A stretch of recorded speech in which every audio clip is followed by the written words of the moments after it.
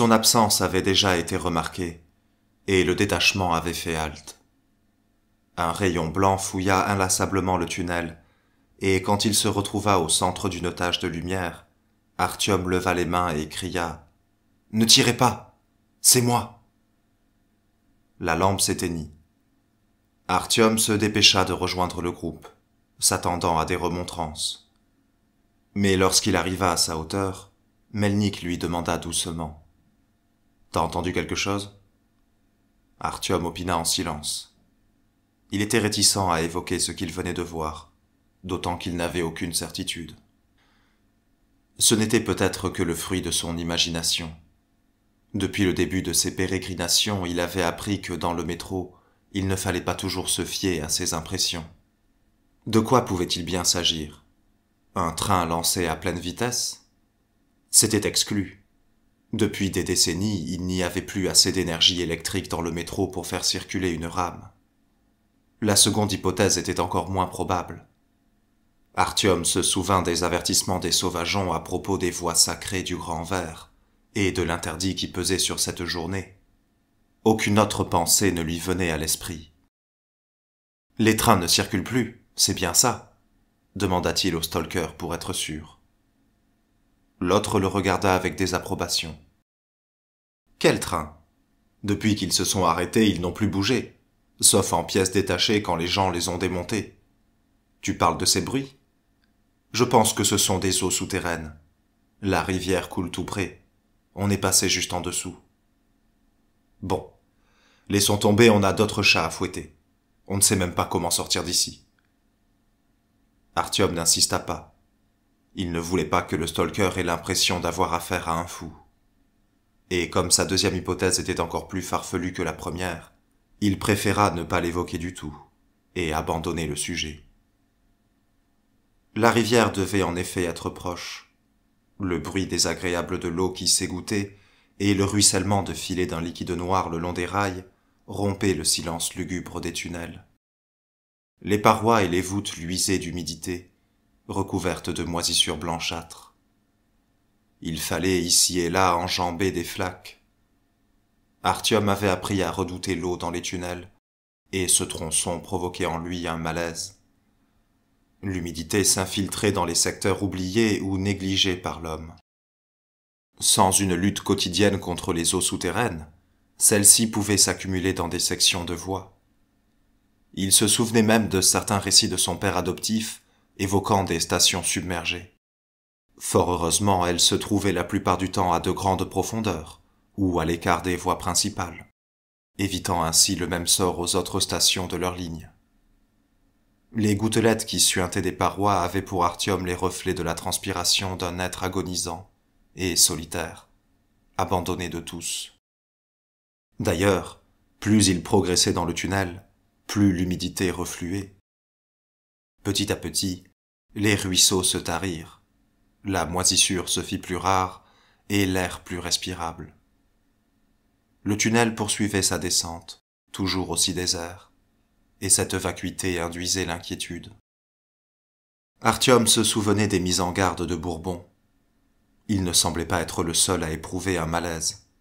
De plus en plus fréquemment, les autres se retournaient nerveusement, mais en croisant ses yeux, s'empressaient de regarder droit devant eux. Il progressait toujours en ligne droite, sans s'arrêter devant les embranchements latéraux grillagés, ni devant les vantaux massifs en fonte à la fermeture hermétique. Ce n'était que maintenant qu'Artyom prenait la mesure des dimensions inimaginables du labyrinthe creusé dans les profondeurs du sous-sol urbain par des dizaines de générations de ses habitants. Le métro n'était qu'une partie infime d'une toile d'araignée gigantesque, tissée dans les tréfonds de la terre par d'innombrables couloirs, tunnels et galeries. Certaines portes que dépassait le détachement étaient ouvertes. La lueur fugace des lampes torches ramenait à la vie les fantômes de chambres abandonnées, avec leurs lits superposés rongés par la rouille, ou plongés dans des couloirs serpentant vers les profondeurs. Un sentiment d'abandon en émanait, et Artyom s'escrimait en vain à chercher la moindre trace de présence humaine. Cet édifice grandiose était depuis longtemps mort et déserté.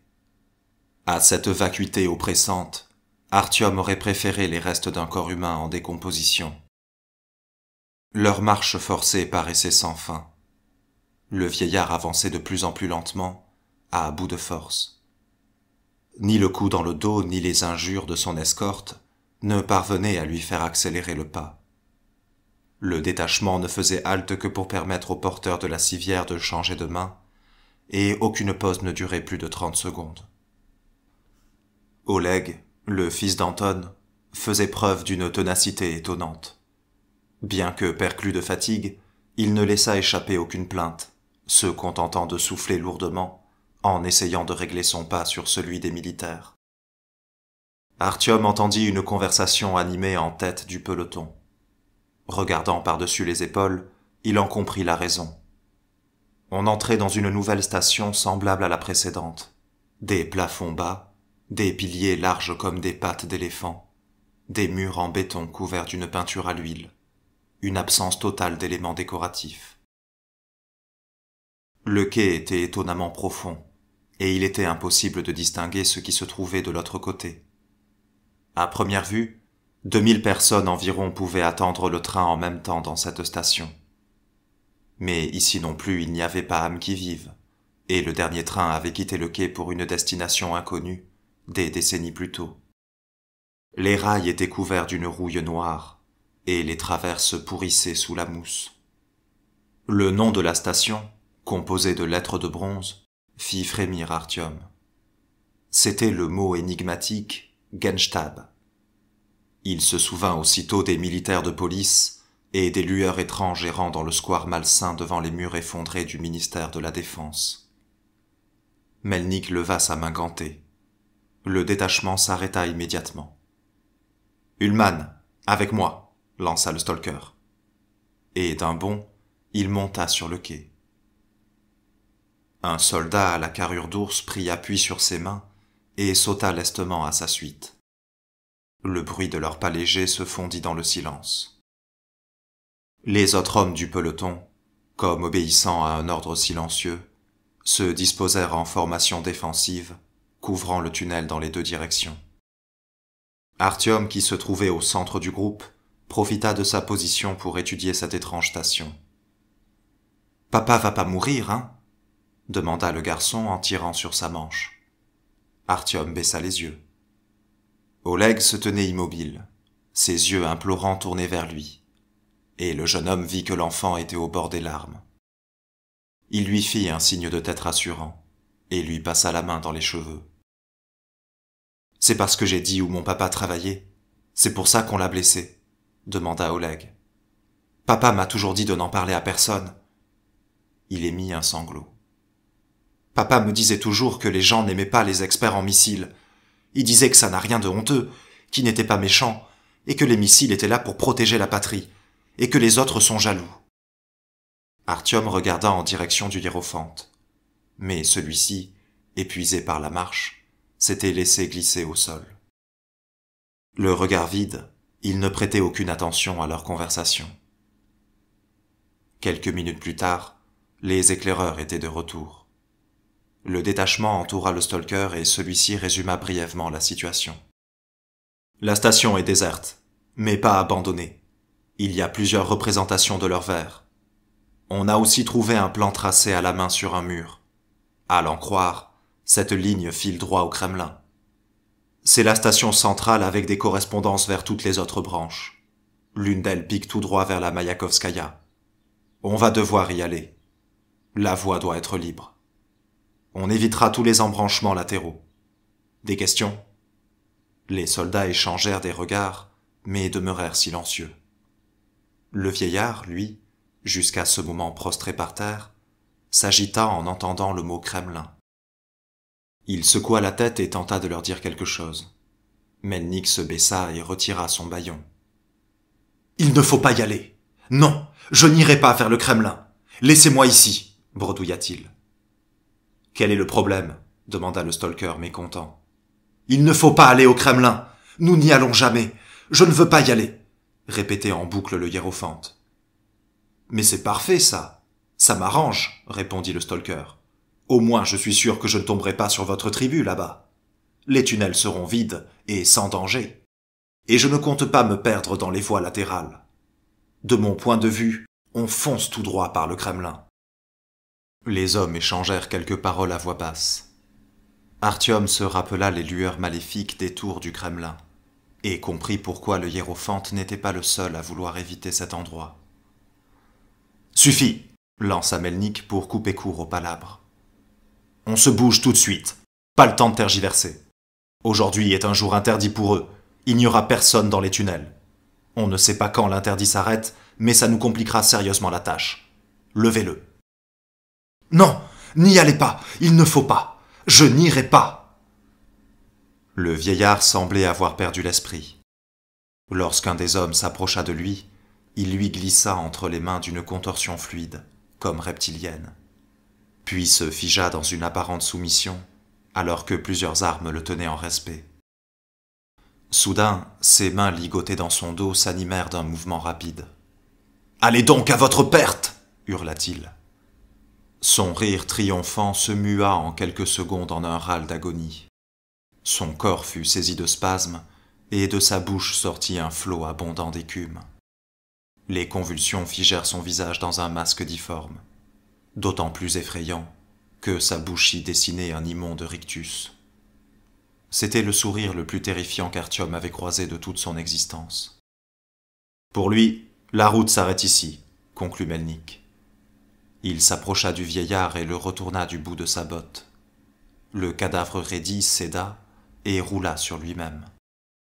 Artyom pensa d'abord que le stalker voulait leur épargner la vue du visage, puis il comprit la véritable raison de son geste. Melnik éclaira les poignets ligotés du hiérophante. De sa main droite, celui-ci agrippait une aiguille plantée dans son avant-bras gauche. Comment avait-il réussi son geste ?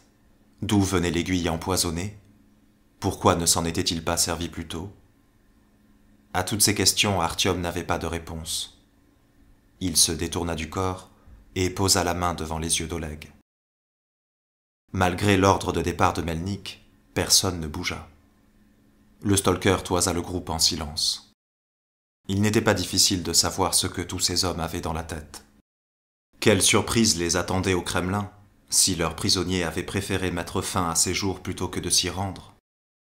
Sans perdre son temps à essayer de les convaincre, Melnik s'approcha de la civière où reposait Anton, s'accroupit et en saisit un bras. « Ullmann !» cria-t-il. Après une seconde d'hésitation, l'éclaireur corpulent le rejoignit. Obéissant à une impulsion, Artyom se plaça à l'arrière de la civière, et un quatrième homme vint le rejoindre. Sans souffler mot, le stalker se redressa, et ils s'ébranlèrent. Les autres leur emboîtèrent le pas, et le détachement reprit une formation de combat. « Il nous reste peu de chemin à couvrir, » dit Melnik doucement. « Pas plus de 200 mètres. Le plus important sera de trouver la correspondance vers l'autre ligne, après quoi on file jusqu'à la Mayakovskaya. Pour la suite, j'en sais rien. Tretiak est mort, mais on trouvera bien une solution. On sait quel chemin suivre maintenant. On ne peut plus reculer. » Ces dernières paroles éveillèrent quelque chose dans l'esprit d'Artyom. Il se souvint à nouveau de son chemin. Plongé dans ses pensées, il ne réalisa pas tout de suite ce dont parlait Melnik juste avant.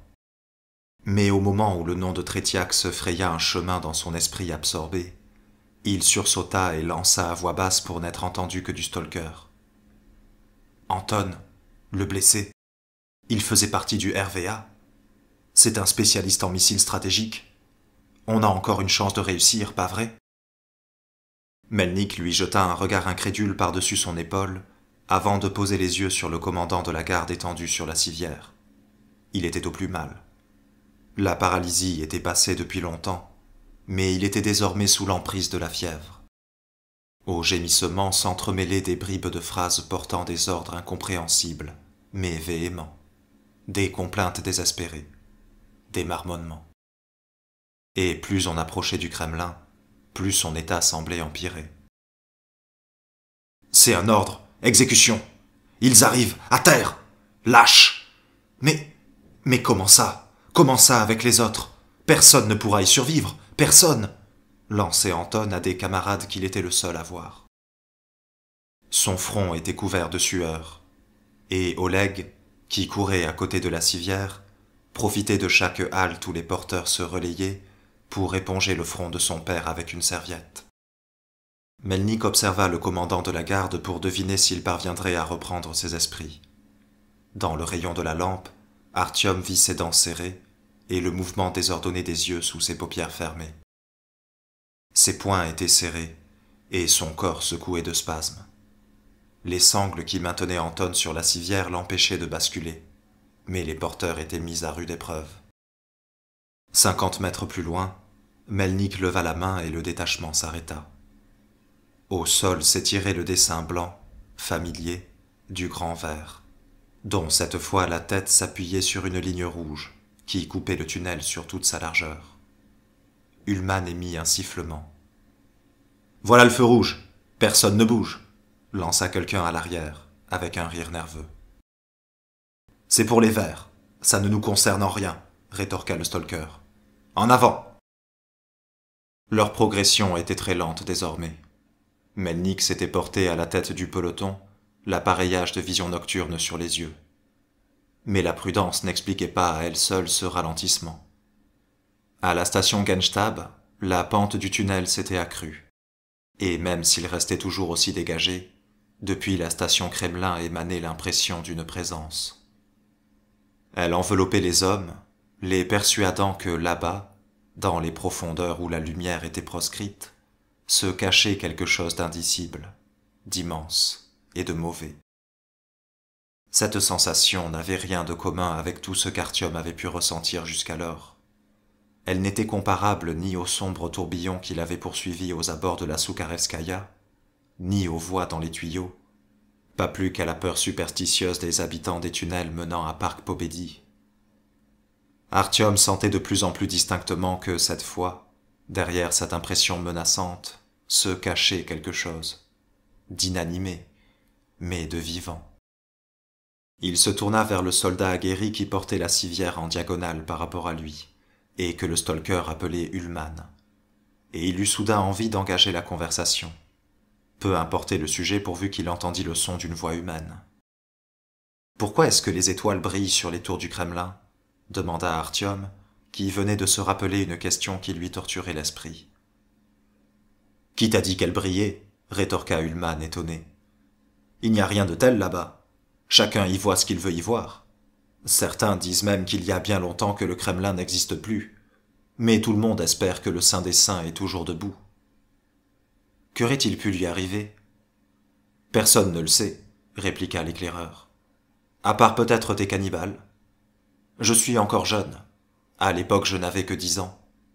Mais ceux qui ont combattu alors prétendent que pour préserver le Kremlin, une invention secrète aurait été utilisée.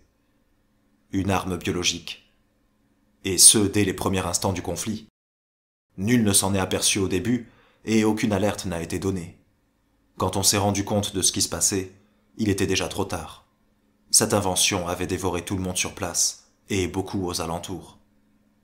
Elle doit encore s'y trouver derrière les murs du Kremlin, et se porter à merveille. « Et comment fait-elle pour attirer les gens ?» demanda Artyom, sans pouvoir chasser de son esprit l'image des étoiles scintillantes coiffant les tours de la forteresse. « T'as entendu parler d'un insecte qui s'appelle le fourmillon ?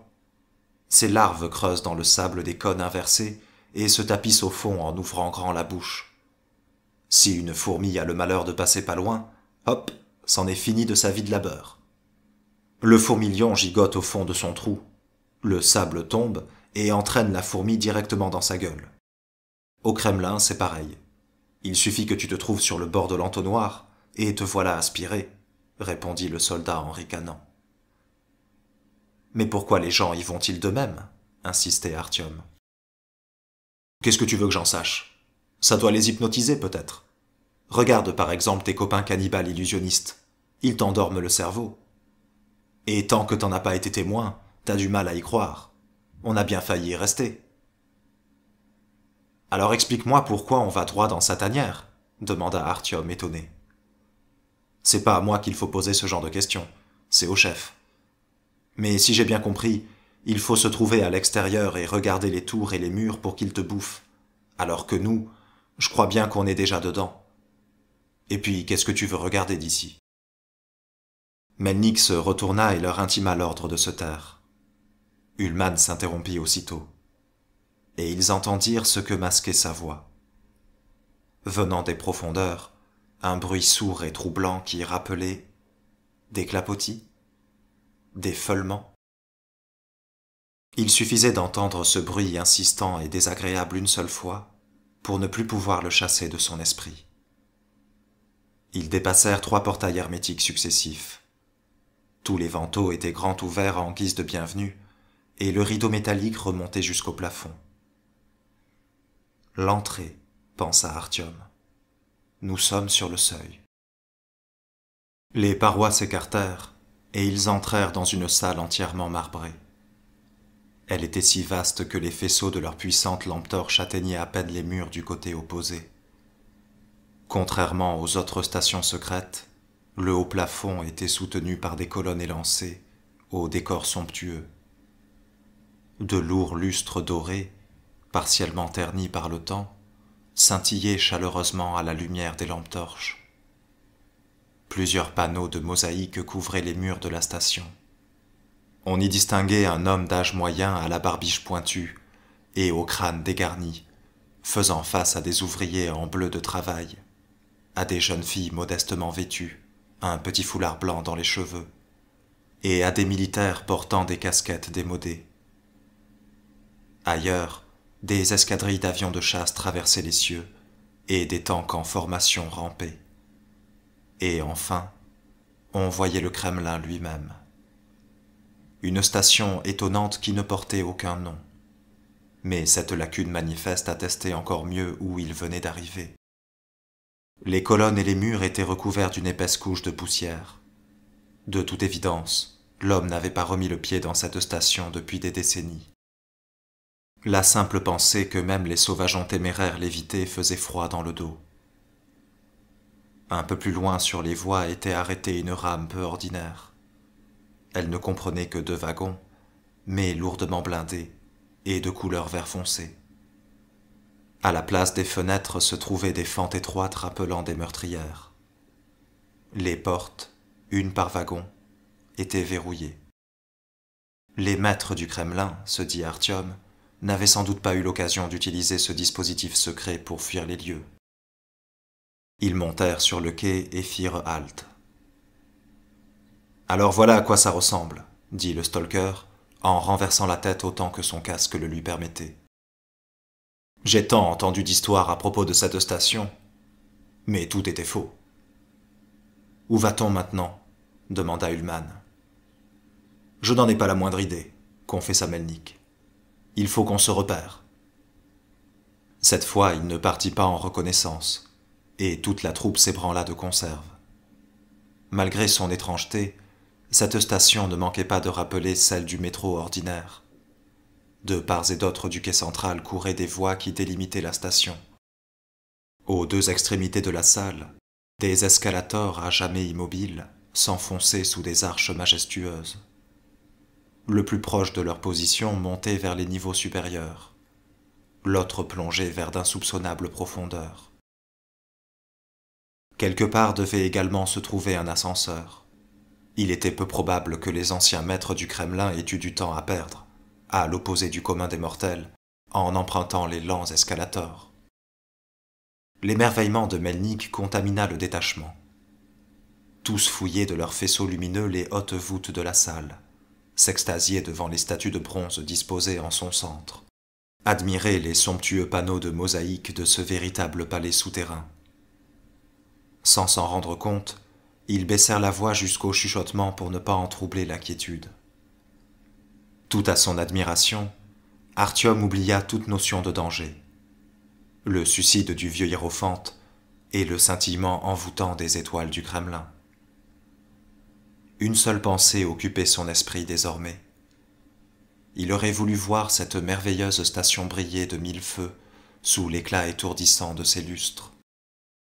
Peu à peu, la troupe se rapprochait de l'extrémité de la salle et de l'escalator descendant. Artyom tenta d'imaginer ce qui pouvait se dissimuler au bas de ces marches. Peut-être y avait-il une autre station d'où partaient des trains à destination de bunkers secrets dans l'Oural. Ou alors des voies creusées en des temps immémoriaux, conduisant à un dédale de tunnels et de casemates. Une forteresse cachée, des réserves d'armes, de munitions, de médicaments et de vivres, ou tout simplement un double ruban infini de marches plongeant à perte de vue. N'était-ce pas le chemin vers le point le plus profond du métro dont avait parlé Kahn? Artyom excitait son imagination avec les images les plus folles, repoussant sans cesse le moment où, arrivé au bord des marches, il verrait enfin ce qui se trouvait en contrebas. Aussi ne fût-ce pas lui, mais Ullmann le premier à arriver sur les lieux. Le soldat fit un bond en arrière, et quelques instants plus tard, ce fut le tour d'Artyom. Lentement, comme des créatures de conte sortant d'un long sommeil et étirant leurs membres engourdis par des siècles d'inactivité, les escalators se mirent en mouvement. Avec des craquements d'articulations ankylosées, les marches s'ébranlèrent et s'enfoncèrent vers les profondeurs. Quelque chose dans ce tableau vous glaçait d'effroi. Quelque chose clochait indubitablement, mais les maigres connaissances d'Artyom sur les escalators ne lui permettaient pas d'isoler le détail dissonant. « Tu entends ce silence ? Ce n'est pas le moteur qui déplace les marches, » dit Ullmann, en exprimant sa pensée à voix haute, ce qui mit Artyom sur la voie. Bien sûr, voilà où était le problème. Le grincement des marches et le crissement des pignons non lubrifiés étaient les seuls bruits émanant du mécanisme ranimé. Était-ce tout? Artyom entendit à nouveau le clapotis et l'écho de mastication qu'il avait perçus dans le tunnel. Ces sons montaient des tréfonds où plongeait l'escalator. S'armant de courage, il s'approcha du bord et éclaira le tunnel oblique, où s'engouffrait de plus en plus rapidement le ruban noirâtre des marches. L'espace d'un battement de cils, il crut apercevoir le secret du Kremlin. Par les interstices, entre les marches, suintait une substance brunâtre, huileuse et assurément vivante. Dans un clapotement, elle affleurait dans les interstices, s'enflant et se désenflant dans un mouvement synchrone sur toute la longueur de l'escalator. Mais ce n'était pas une pulsation anodine. Chaque vaguelette de cette substance vivante appartenait, sans aucun doute possible, à un grand tout qui mouvait les escalators. Et quelque part dans les profondeurs, à des dizaines de mètres de dénivellation, cette même substance vivante se répandait sur le sol. Elle s'enflait et désenflait, coulait et frémissait, en émettant ces bruits étranges, écœurants. Artyom voyait désormais l'arche comme une immense gueule, le tunnel oblique comme la gorge, et ses marches comme la langue avide d'une formidable divinité antique, réveillée par les visiteurs. Puis une main invisible, caressante, vint effleurer son cerveau. Sa tête devint vide, comme le tunnel qu'ils avaient emprunté pour arriver à cette station. Un seul désir s'imposa à sa conscience, descendre l'escalator sans hâte pour trouver enfin la paix et les réponses à toutes ces questions. Sur l'écran invisible de son esprit luisaient à nouveau les étoiles du Kremlin. « Artyom, cours !» Ses joues brûlèrent sous la morsure d'un gant de cuir. Il reprit ses sens et resta stupéfait. La viscosité brune rampait vers eux, grossissant à vue d'œil et se couvrant d'écume comme du lait qu'on aurait laissé bouillir. Les jambes d'Artyom refusaient de lui obéir, et l'éclair de lucidité ne dura qu'une fraction de seconde. Les tentacules invisibles n'avaient relâché leur emprise sur sa conscience que l'espace d'un instant, pour mieux s'en emparer à nouveau et l'entraîner dans les ténèbres. « Traîne-le! Le garçon d'abord, mais arrête de pleurer. Il est lourd, et puis il y a le blessé aussi. Lâche ça, lâche la civière, ou tu vas avec la civière. Attends, j'arrive pour t'aider, ce sera plus facile à deux. Ta main, donne-moi ta main, magne-toi. Sainte Mère de Dieu, C'est sorti! Retiens-le, regarde pas là-bas, tu m'entends? Gifle-le, comme ça, oui! Avec moi, c'est un ordre ou je vous abats sur place. De curieuses images se succédaient rapidement devant ses yeux. La partie latérale du wagon constellée de rivets, un plafond de guingois, le sol souillé, les ténèbres. À nouveau le blindage vert. Puis le monde cessa de tanguer, s'apaisa et se figea. Artyom se souleva et regarda autour de lui. Ils étaient assis en cercle sur le toit de la rame blindée. Toutes les lumières étaient éteintes excepté une seule lampe de poche faiblarde posée au milieu, dont la clarté était insuffisante pour voir ce qui se passait dans la salle. De toutes parts cependant montaient des clapotis, des bouillonnements d'un liquide en mouvement. Quelque chose chercha de nouveau à établir un contact mental avec lui. Mais il secoua la tête, et l'envoûtement se brisa. Il jeta un regard circulaire, et par réflexe compta les membres du détachement.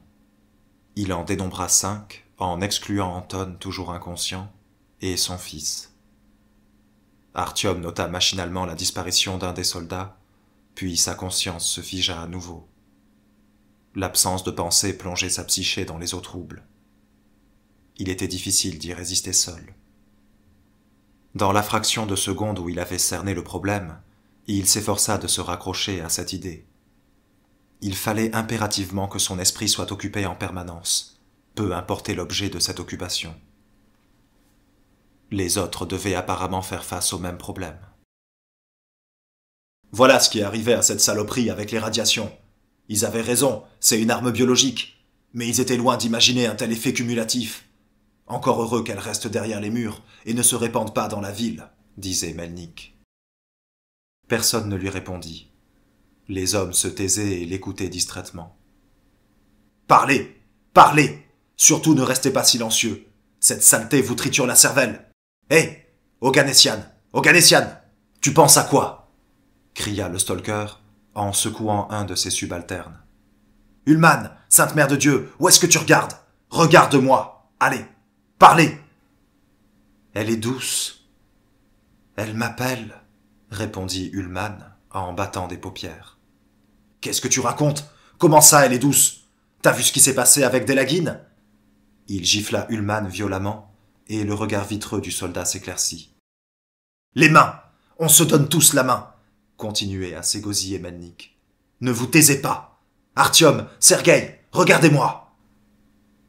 1 mètre plus bas, clapotait, bouillonnait cette masse effroyable qui avait dû recouvrir l'ensemble du quai. Elle devenait de plus en plus insistante, et il parvenait à peine à lui opposer une faible résistance. Les enfants, allez, ne baissez pas les bras. Allez, on va chanter tous ensemble. Insistait de son côté le stalker, distribuant des gifles à ses hommes pour les ramener à la réalité. Et il entama d'une voix cassée un chant patriotique. Lève-toi, ô mon immense pays, lève-toi pour une lutte à mort, chantait-il faux de sa voix rauque. Contre les forces noires nazies, contre cette horde immonde. Que notre noble courroux déferle comme une vague. La voix d'Ullmann venait de s'ajouter à celle de Melnik. Autour d'eux, la masse bouillonnait avec une force accrue. Artyom ne chantait pas avec eux, ne connaissant pas les paroles. Mais il se dit que les forces noires et la vague déferlante étaient évoquées à propos. Personne sauf Melnik ne pouvait aller plus loin que le premier couplet et le refrain. Alors celui-ci avait chanté les 4 vers suivants tout seul, mitraillant ses compagnons de son regard étincelant de colère, dans le seul but de retenir leur attention. Comme 2 pôles opposés, nous sommes d'éternels ennemis. Nous luttons pour la lumière et la paix, eux pour que règne la nuit. Cette fois-ci, presque tous chantèrent le refrain. Même le petit Oleg essayait de seconder les adultes. Ce chœur désordonné, de voix rauques d'hommes résonnaient dans l'immense salle lugubre. Le chant monté vers les hautes voûtes décorées de mosaïques se répercutait, revenait en écho et retombait pour se noyer dans la masse vivante et bouillonnante qui se répandait. Dans une toute autre situation, cette image, cet homme grand et fort qui chante une chanson sans la connaître, se tenant par les mains sur le toit d'une rame, aurait pu paraître absurde et comique. Mais là, elle rappelait à Artyom une scène glaçante issue d'un cauchemar. Il eut une urgente envie de se réveiller. Que notre noble courroux déferle comme une vague, le peuple est en guerre sacrée. Artyom ne chantait pas, mais il ouvrait et fermait la bouche assidûment et se balançait au rythme de la musique. N'ayant pas bien compris les paroles du premier couplet, il avait décidé dès le début qu'il s'agissait d'un chant évoquant la survie dans le métro, ou la résistance contre les Noirs qui allaient bientôt submerger les défenses de VDNKH. Dans un autre couplet, il avait saisi l'allusion aux néo-nazis, et il décida qu'il s'agissait du combat de la Brigade Rouge contre les occupants de la station Pouchkinskaya. Quand il s'arracha à ses pensées, il se rendit compte que le cœur s'était tu. Peut-être Melnik ne connaissait-il pas les couplets suivants, ou bien les autres ne voulaient-ils plus chanter. « Les enfants, et si on attaquait la chanson du chef de bataillon ?» proposa le stalker, et il entama le premier couplet. Mais devant le silence qui lui répondit, il se tut à son tour. Une torpeur malsaine gagna tout le détachement. Les mains se relâchèrent, les unes après les autres, et le cercle se rompit. Tous les hommes étaient silencieux, même Anton qui n'avait cessé jusqu'alors de grogner et de bredouiller. Artyom sentait que dans le vide laissé par la pensée s'insinuait une douce sensation d'indifférence et de fatigue. Il s'efforçait de la chasser en repensant à sa mission. Puis il se mit à réciter dans sa tête des comptines de son enfance, jusqu'à les épuiser toutes. Enfin, en désespoir de cause, il répétait inlassablement « Je pense, pense, pense, et tu ne m'auras pas. » Le soldat que le stalker avait nommé Oganessian se leva soudain, dressé de toute sa hauteur. Artyom porta vers lui son regard vitreux. « Bon, je vais y aller. Salut !» dit Oganessian en prenant congé. Les autres regardèrent leurs camarades sans réagir, sans souffler mot. Seul le stalker lui adressa un signe de tête. Oganessian s'approcha du bord et, sans une hésitation, fit un pas dans le vide. Aucun son ne quitta sa gorge, mais un bruit désagréable monta d'en bas, mélange de clapotis et de gargouillements affamés. « Elle m'appelle, chantonna Ullmann. Puis il se leva. L'incantation que répétait Artyom dans sa tête, « Je pense et tu ne m'auras pas », se bloqua sur le mot « je ». Et sans même se rendre compte qu'il avait commencé à s'exprimer à haute voix, il continuait à proclamer « Je ».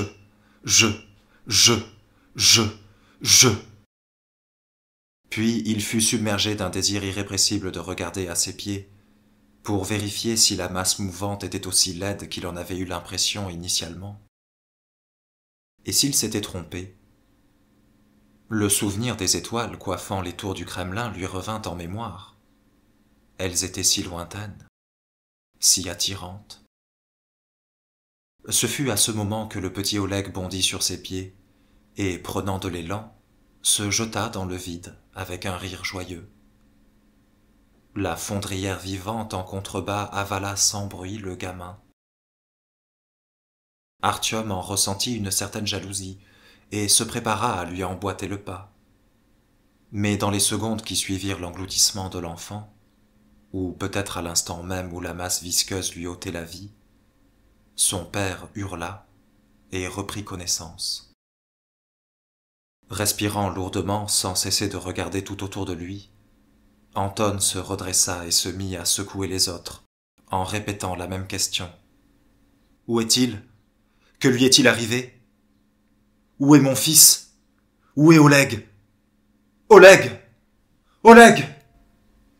Petit à petit, les soldats reprirent conscience de la réalité. Puis ce fut le tour d'Artyom. Il n'était plus tout à fait certain d'avoir vu Oleg sauter dans la masse bouillonnante. Aussi ne répondit-il pas. Mais il essaya de calmer Anton qui semblait avoir senti que l'irréparable était arrivé et s'agitait de plus en plus. Ce fut son hystérie qui sortit définitivement de leur torpeur Artyom, Melnik et les soldats du détachement.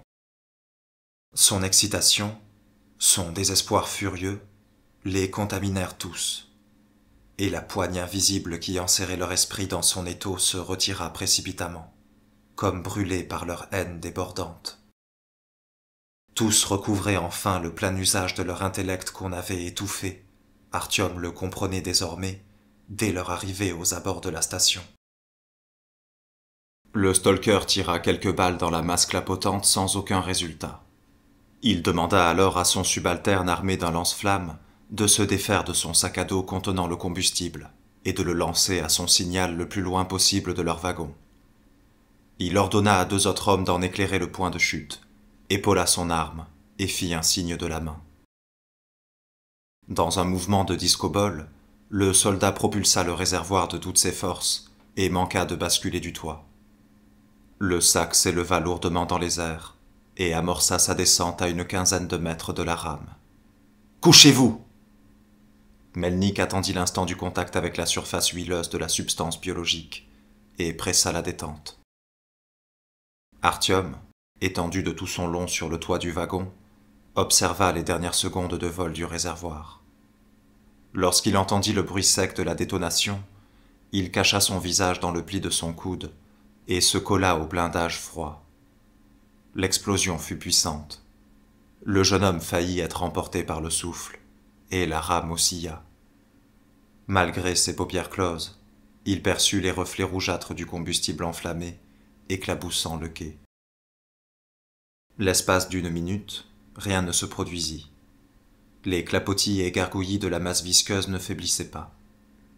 Artyom se préparait déjà à un nouvel assaut contre sa psyché, quand le détestable fond sonore commença à refluer. « Elle bat en retraite! Elle se retire !»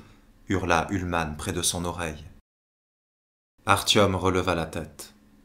Dans les faisceaux des lampes torches, on voyait distinctement la masse qui occupait presque tout le quai se ramasser et s'écouler vers les escalators. « Vite !» cria Melnik en se redressant. « Dès qu'elle sera descendue, tout le monde avec moi, dans le tunnel, là-bas !» Artyom s'étonna de voir le stalker aussi sûr du chemin à suivre, mais décida que son indécision initiale était imputable à un esprit embrumé.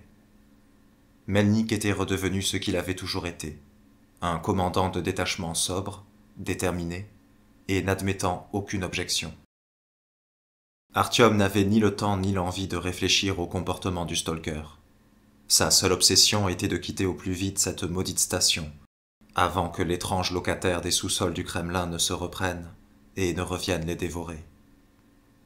La station ne lui semblait plus aussi envoûtante et accueillante qu'avant, mais agressive et repoussante.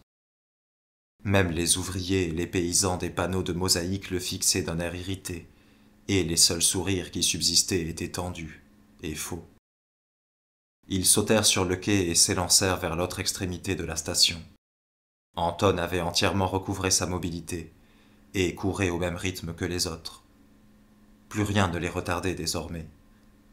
Au bout de 20 minutes de course effrénée dans le tunnel obscur, Artyom était hors d'haleine, et ses compagnons montraient également des signes de fatigue. Enfin, le stalker les autorisa à passer de la course à la marche forcée. « Où va-t-on » lui demanda Artyom. « Je pense que nous sommes sous la rue Tverskaya. Bientôt nous arriverons à la Mayakovskaya.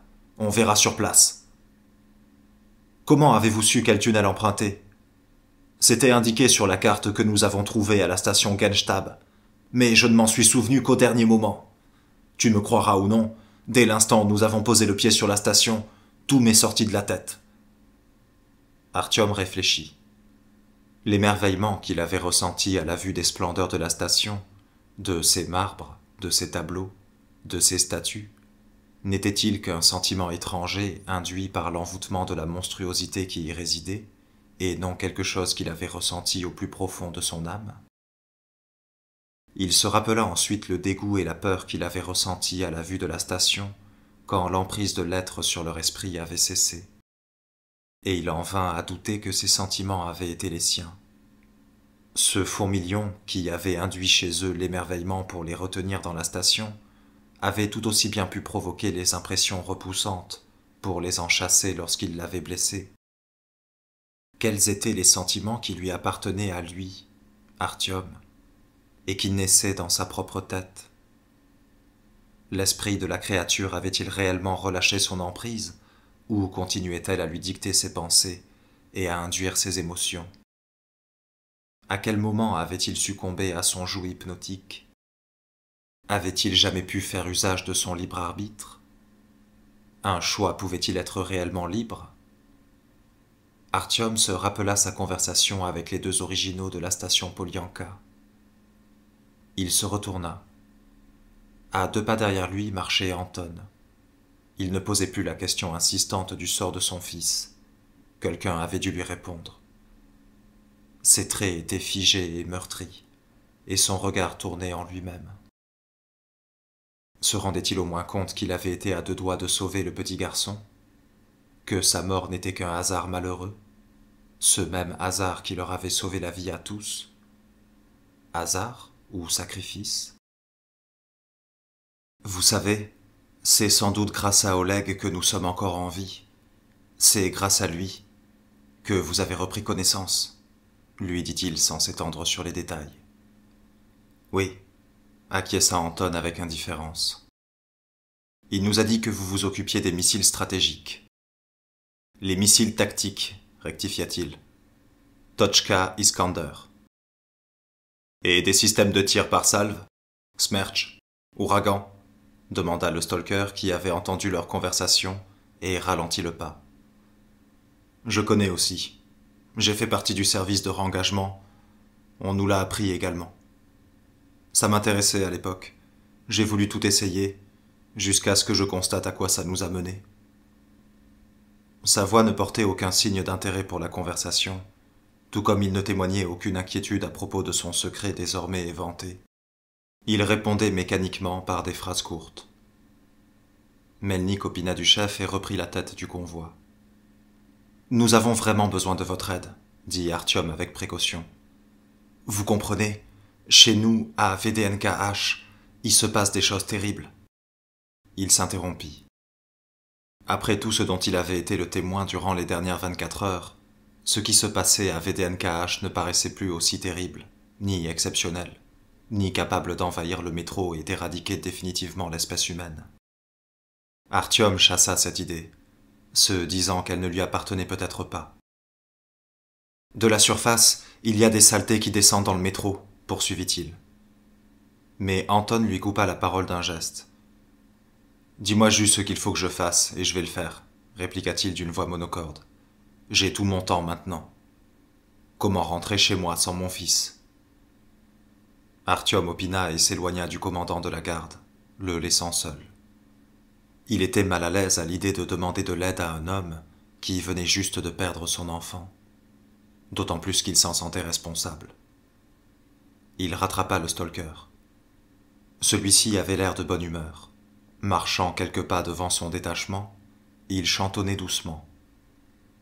Quand il aperçut Artyom, il lui adressa un sourire. L'air qu'il essayait de reproduire était celui du chant patriotique que les soldats avaient entonné sur le toit de la rame. « Vous savez, j'ai d'abord cru que cette chanson parlait de notre guerre contre les Noirs, » fit Artyom. Mais j'ai compris ensuite qu'elle parlait des néo-nazis. Qui l'a composée? Les communistes de la ligne Krasnaya? Ce chant a plus d'un siècle, répondit Melnik. On l'a d'abord composé pour une guerre, puis on l'a arrangé pour une autre. Il a ça de bien, c'est qu'il convient à n'importe quelle guerre. Tant qu'il y aura des hommes, certains se considéreront toujours comme les défenseurs de la lumière, désignant leur ennemi comme les suppôts des ténèbres. Et le point de vue serait le même des 2 côtés du front, pensa Artyom. ce qui pouvait signifier... Ses pensées retournèrent vers les Noirs. Cela signifiait-il que les Noirs considéraient les habitants de VDNKH comme les représentants du mal et des ténèbres? Il se reprit et s'interdit de penser aux Noirs comme à des adversaires ordinaires. Il suffisait de leur entrebâiller la porte de la compassion pour qu'ils s'y engouffrent. En parlant de cette chanson qui convient à toutes les époques, dit soudain Melnick, je crois notre pays tel que toutes les époques y sont identiques. Ces gens, rien ne peut les faire changer. Autant apprendre à lire à un âne. On dirait bien que la fin du monde est là. Plus moyen de sortir dans la rue sans une combinaison spéciale. Des monstres comme on n'en voyait que dans les films y grouillent. Mais non, rien à faire. Toujours les mêmes gens. J'ai parfois l'impression que rien n'a vraiment changé. Je suis allé au Kremlin aujourd'hui, ajouta-t-il, un sourire mauvais éclairant son visage. Et je me dis qu'il n'y a rien de neuf là-bas non plus. Tout pareil qu'avant. J'en viens à me demander depuis quand cette saloperie traîne là-bas. Depuis 30 ou 300 ans. Parce que des armes comme ça existaient déjà il y a 300 ans? Demanda Artyom, incrédule. Mais sa question demeura sans réponse. Ils croisèrent l'effigie du grand ver à 2 ou 3 reprises, mais des sauvageons, ou d'un signe quelconque de leur présence, il n'y avait nulle trace. Et même si dès le premier dessin les soldats adoptèrent une formation défensive, après le 3e, la tension retomba. Ils n'avaient donc pas menti, observa Ullmann avec soulagement. C'est vraiment un jour sacré où ils restent dans leur station et ne mettent pas un pied dans les tunnels. Le stalker était préoccupé par toute autre chose. D'après ses calculs, l'endroit où se trouvait la sortie vers le métro et où commençait la section des voies menant à la base des missiles devait se trouver à proximité. À chaque instant, il vérifiait leur position sur le plan qu'il avait recopié à la main. Ce n'est pas loin. Peut-être là? Non, pas le bon angle. Où sont les portes hermétiques? On doit plus être très loin pourtant, marmonnait-il dans sa barbe.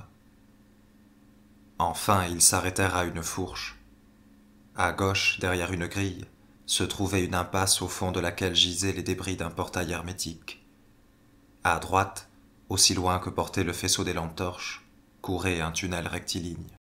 « C'est ça, déclara Melnick. On est arrivé. Tout concorde avec la carte.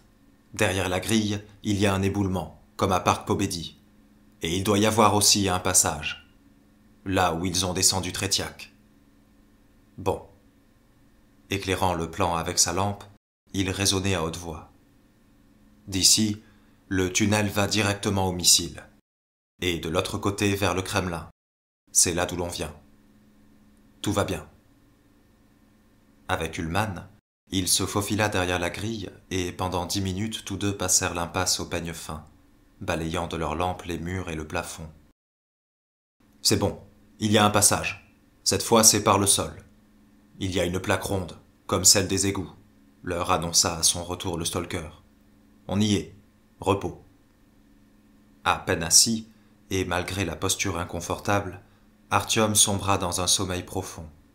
Peut-être à cause de la fatigue accumulée durant les dernières 24 heures, à moins que ce ne fût les effets secondaires du poison de l'aiguille paralysante. Il se voyait à nouveau se réveiller dans une tente à la station VDNKH. Comme dans les rêves précédents, la station était déserte et plongée dans le noir. Sans avoir pleinement conscience de rêver, il savait néanmoins ce qui allait lui arriver. Comme à son habitude, il salua la fillette qui jouait, mais il ne lui posa aucune question. Il se dirigea directement vers les voix. Les cris et les suppliques dans le lointain ne l'effrayaient pas. Il savait que ce rêve récurrent le visitait cette fois-ci pour une autre raison. Et cette raison se cachait dans les tunnels. Il était en mission de reconnaissance pour découvrir la nature du danger et ses positions pour en informer les alliés du Sud. Mais dès que les ténèbres du tunnel l'enveloppèrent, il perdit confiance en lui, ainsi que toute assurance concernant ses objectifs. Il ressentit la même peur que lorsqu'il avait emprunté seul les tunnels pour la première fois. Et exactement comme la première fois, ce n'étaient pas les ténèbres ni les bruissements des tunnels qui l'effrayaient, mais l'inconnu, l'impuissance à prévoir les dangers que recelaient les 100 prochains mètres. Il avait des souvenirs vagues, comme s'il s'agissait de fragments de vie antérieure, de son comportement dans les rêves précédents. Néanmoins, il décida de ne pas céder à la peur et de marcher droit devant lui jusqu'à rencontrer celui qui se cachait dans les tunnels et l'attendait. Quelqu'un se portait à sa rencontre, sans hâte, à la même allure que lui, mais ses pas étaient assurés, au contraire de ceux, craintifs et circonspects d'Artyom. Quand le jeune homme se figeait pour reprendre son souffle, l'autre s'arrêtait également. Artyom se promit de ne pas fuir cette fois, quoi qu'il advienne. Lorsque la distance qui le séparait de son double occulté par l'obscurité se réduisit, d'après ce qu'il pouvait en juger à 4 pas, le tremblement de ses genoux devint incontrôlable. Il trouva pourtant en lui la force de faire encore un pas. Mais dès qu'il sentit sur son visage la caresse de l'air déplacé par le mouvement de l'autre, qui s'était aussi rapproché, Artyom n'y tint plus. Levant le bras, il repoussa l'être invisible et se mit à courir. Cette fois, il ne trébucha pas et courut longtemps, 1 heure, peut-être 2, sans jamais atteindre sa station, ni aucune autre d'ailleurs. Devant lui filait un tunnel sombre et infini, et cela était bien plus effrayant. « Fini de roupiller, tu vas louper la réunion », disait Ullmann en le secouant par l'épaule. « Comment t'arrives à dormir comme ça ?» Artyom s'ébroua et regarda les autres d'un air coupable. Il n'avait dormi que quelques minutes. Le détachement était assis en cercle autour de Melnik, qui tenait un plan à la main. « Voilà, expliquait-il. Jusqu'à notre objectif, il doit y avoir une 20aine de kilomètres. Ce n'est rien si on y va d'un bon pas et qu'on ne rencontre pas d'obstacles. Il nous faudra une demi-journée pour y arriver. La base militaire se trouve en surface, mais en dessous, il y a le bunker. Et ce tunnel nous y mène tout droit. On n'a pas le temps de réfléchir davantage. Il faut qu'on se sépare. T'es réveillé ? Tu retournes dans le métro avec Ullmann, dit-il à Artyom. Et moi, avec le reste de l'équipe, je me dirige vers la base des missiles. Artyom ouvrit la bouche pour protester, mais le stalker l'arrêta d'un geste impatient. Se penchant sur les sacs à dos empilés les uns sur les autres, Melnik procéda à la répartition du matériel. « Vous prenez 2 combinaisons anti-radiation. On en garde 4. On ne sait pas ce qui nous attend là-bas. Les radios, 1 pour vous et 1 pour nous. Et maintenant, les instructions. Vous allez à Prospect Mira. Vous y serez attendu, j'ai envoyé des coursiers. » Il consulta sa montre. « Dans 12 heures, vous montez à la surface et vous essayez de capter notre signal. Si tout va bien, et que nous sommes sur les ondes, on passe à la phase suivante de l'opération. Votre mission sera de vous rapprocher au maximum du jardin botanique et de grimper le plus haut possible pour nous aider à diriger et ajuster le tir. L'aire d'effet de Smerch est limité, et on ne sait pas combien de missiles il nous reste, et le jardin botanique est étendu. T'inquiète pas, ajouta-t-il à l'intention d'Artyom. Tout ça, c'est le boulot d'Ullmann.